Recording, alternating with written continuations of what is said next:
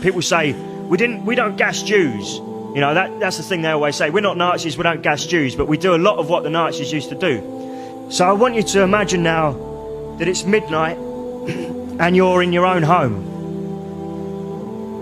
in Los Angeles. It's dark. You're in bed. Your family are asleep in the other rooms. Okay, so it's nice and dark, it's nice and quiet. Everything's peaceful. And whilst you're asleep, 25 armed men, we've got shotguns, assault rifles, grenades, explosives. We're creeping up to your house. You don't even know we're there. We're creeping up the side of your house and we're creeping up to your front door and we're putting a huge amount of explosives on your front door. You're still asleep.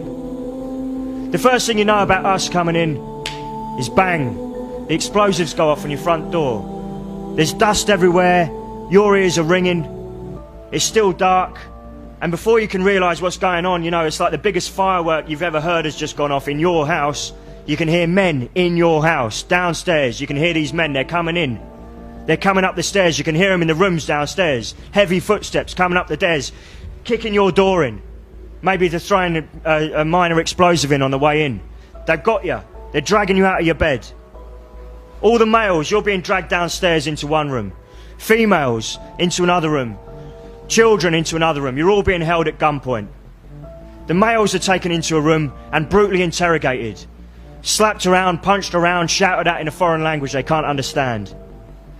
The women and children are held at gunpoint in another room. And my job at this point was to go around your house with a big sack, like a mail sack, and take everything out of your house of any use. Bank statements, passports, mobile phones, money, any weapons you might have. And before you're thinking, oh, weapons, they must have been terrorists. Everyone in Iraq at that time had a rifle in the house. It was one of the most dangerous places on earth. There were kidnaps and ransoms going on all the time. You know, it was a common thing for people to have rifles in their houses.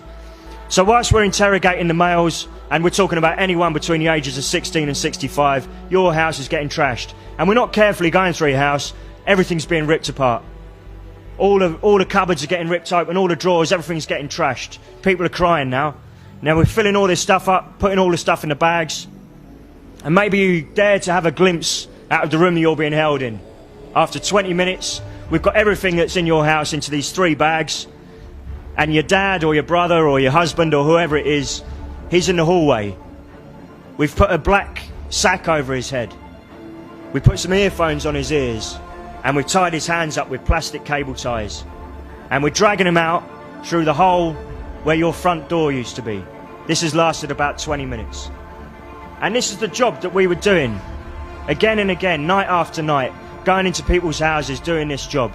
Sometimes we'd go into a first house and the guy who was leading it all would say, we've got the wrong house, it's next door. And we'd stack up again and do the same job again.